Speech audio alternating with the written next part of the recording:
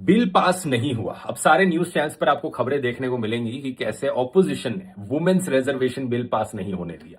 हैरान मत होना, कुछ दिनों बाद प्रधानमंत्री भी अपने भाषणों में जाकर कहने लगे, मेरी माताओं बहनों देखो कैसे ये औरतों के खिलाफ हैं, आप लोगों का बिल नहीं पास होने देते। लेकिन सच बात यह है कि वुमेन्स रिजर्वेशन बिल तो 2023 में पास हो गया था 454:2 के वोट के साथ। तब किसी ने अपोज नहीं किया था उससे।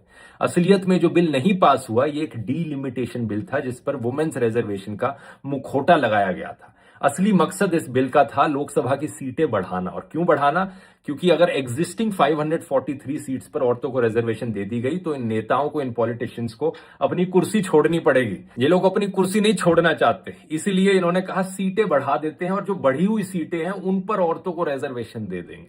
लेकिन इससे भी खतरनाक चीज ये थी कि अगर ये बिल पास हो जाता तो ये सरकार को कंट्रोल दे देता कि डीलिमिटेशन किस सेंसस के बेसिस पर करनी है और कब करनी है। जब लोकसभा में सीटें बढ़ती तो कॉन्स्टिट्यूएंसीज को भी रिड्रॉ करना पड़ता और उन कॉन्स्टिट्यूएंसीज की एग्जैक्ट बाउंड्री क्या होती, ये इनडायरेक्ट पावर सरकार के पास आ जाती। और सरकार पर आरोप लग रहा था कि अगर जैसा उन्होंने आसाम और जम्मू एंड कश्मीर में किया, वो पॉलिटिकल बाउंड्रीज को इस तरीके से रीड्रॉ करते कि हमेशा बीजेपी को ही इससे फायदा हो। इस चीज को इंग्लिश में गेरीमैंडरिंग कहा जाता है। जरा सर्च करके देखो इस शब्द को इंटरनेट पर और समझ कर देखो इसके बारे में। और जहां तक वुमेन्स रिजर्वेशन का सवाल है, प्रधानमंत्री से पूछो एग्जिस्टिंग 543 सीट्स पर क्यों नहीं दे देते रिजर्वेशन, बताओ।